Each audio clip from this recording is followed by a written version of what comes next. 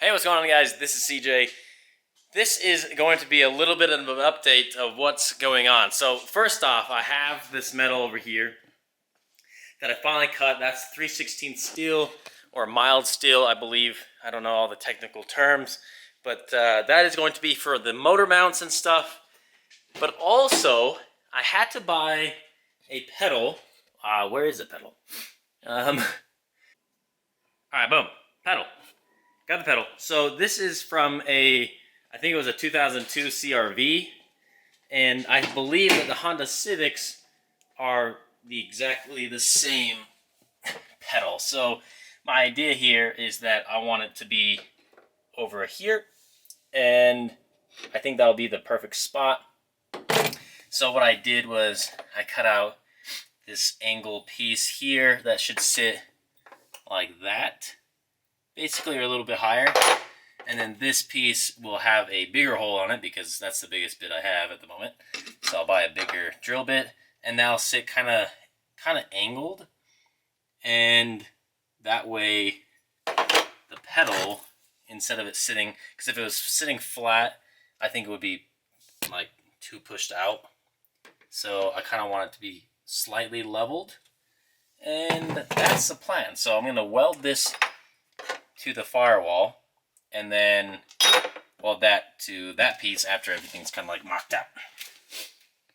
Oh, wow. It's a tight space in there, but that's basically the plan for the whole pedal assembly kind of idea. Then I'm going to go and get a throttle cable right now, well, in a little bit. I'll pick that up, so I'll have the cable, and I'll get that all prepped up. Hopefully it's sleeved already, so basically I can just like hook it to, pieces on the car. So I'm thinking it'll come, this is the steering shaft, or the steering column. So that comes out here, and I believe I can take the wire and probably have it just snug through there, and that's kind of the hope. It goes up and goes across to the throttle body, and I think that should be it. Other update is that I'm getting my parts today, my flywheel bolts. So I'll be able to assemble all this together for the last time, finally. So everything else is sealed up. I mean, like I showed you guys before, that I bought a new rear seal and got that all set up, and then I still need to cut out this piece here. Maybe if it focuses. That gives it a little bit of relief of the starter. So the starter kind of like fits inside there. And then that should be good. Wiring is getting all situated at the moment. Kind of figuring that out myself, but I'll kind of show you guys what I learned, so maybe if you guys need to know, then you will have it. But this is always hot. This is the starter, always hot, and then the signal wire, and then of course it'll be grounded to the block or the actual chassis itself, so it should be good to go. I'll have that on a switch or a push start.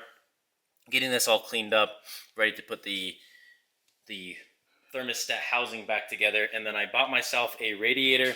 This was used, but this is so sick and so perfect that the inlet and outlets on the left side or the driver's side. So basically, it'll be so easy that I have one tube going here to the front, and then another one that's like at the thermostat, like right here somewhere, and they'll go to the bottom. And that will be so clean. It'll be so much easier than having one top left and the bottom right. Okay, so I just drilled out the intake actually. So this is what I just did, and made this slightly bigger. I just kind of drilled it down. I think it was about a half a drill bit down. So now it should be able to screw in. I'm going to test fit everything and make sure it works. But this should be the end of modifying the intake. And then I'm going to see if I might have to just cut this off, but I would like to just use it because it would be kind of more simple. But if not, then I'll just use silicone and put it around that hole. This is going to be blocked off, so that doesn't matter. Maybe I should actually, no, it should be fine actually if I do an O-ring around this. So that should be fine. I'm going to bolt everything up and check to see if the fitment is actually correct. Guys, I can't believe it. It is actually to a point that I'm liking. It's so cool to finally see it. Basically, a rear-wheel drive setup. I mean, this is the only bolt that needs to be slightly drilled just like the top was. I actually drilled this a little bit too much, but it's okay. So I'm going to punch this and drill that out, and the intake should be finally installed. I'll clean it all out because it's actually disgusting inside. And then I need to find a plate to block this off or to do something with it, because I don't think I'll use this at all. I don't think it's in my wiring harness anyways, so I'll need to block that out. All right, we had some drilling to do, but finally, it's not on, but I know it's gonna work now. So I cut the top just down a little bit to the left because that the bolt was slightly off-centered, and now it should fit just fine. The bottom one, I just made a bigger hole to the top left also, and that should work out. And now everything on this S2K's intake should work. I'm waiting to get a throttle body. I did get a brand new throttle cable. Here it is. This is OEM. This is the Honda Civic's OEM throttle cable. So this should work, I believe. So I'll make that work in there. And then I bought myself some magnets so that I can kind of mock everything up before I start welding. And then I just got myself the flywheel bolts, which are the last pieces that I need. It's super sticky, like weirdly sticky on how sticky those bolts are. So I'm cleaning them up, and then I will be putting on the actual flywheel and starting gear and putting the tranny and look at this bug, guys. Oh my God. Putting the tranny and the engine together for the last time. Everything else is cut out, ready to go. So now I'll be able to put that in, and everything is mocked up exactly like how I need. Still need a welder, kind of sucks. I'm going to remove my differential, and I'm going to take it out actually. I'm going to weld it and make a good old welded diff life, because an LSD for the BMW is like 930. So I thought, you know what, welding will just be better. So I'm going to take it out, I'll get new gear oil, and then weld it up, and it should be good to go. I just need to get back underneath it and actually do it. Okay guys, we have the transmission one last time being out.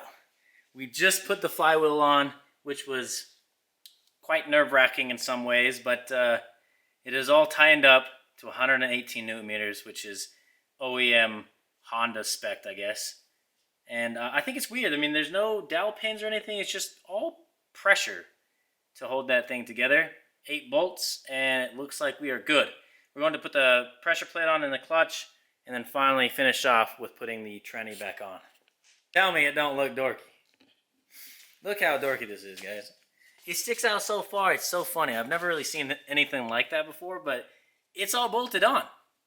All right, this is 23 newton meters, and you have 118 newton meters, which is like roughly like 87 foot-pounds.